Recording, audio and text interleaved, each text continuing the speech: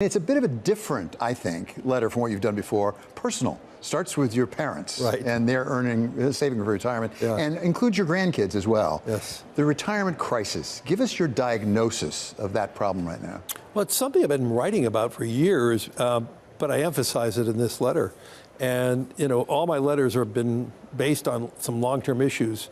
And let me be really truthful about my letters. My letters are a reflection of my conversation with clients. So it is, and so over the past year, I heard more and more conversation about retirement, the retirement crisis, from many parts of the world, from middle-class developing countries to developed countries. The acute problem here in the United States is that we have still 57 million Americans who don't have any savings or any retirement plan.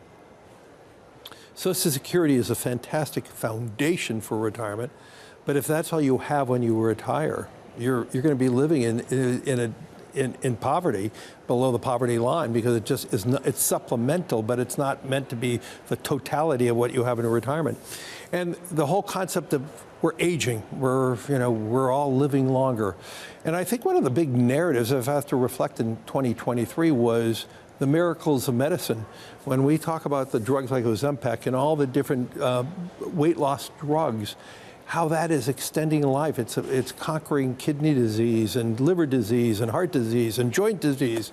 And then there are new medicines now for dementia that extends life. So if you think about the miracles of technology and how it transforms our lives and extends our life, there is not a dialogue in America or most places about can we afford that longevity. And our entire retirement system was based on statistics that were created 50 years ago, whereby most Americans retired between 60 and 62 then, but most Americans then passed away at 67. And today, statistically, a couple 60 years old in good health, one of them is going to live over 90. And so the other question is, should we reevaluate how we work and how long we work? Because we all need purpose in life. And in most people find purpose, obviously, maybe with their grandchildren, their children, their community. Many people find purpose in their jobs. And the thought of retiring at 60 with 30 more years or a 30-year life in front of you, we need to have a dialogue. We need to have a conversation.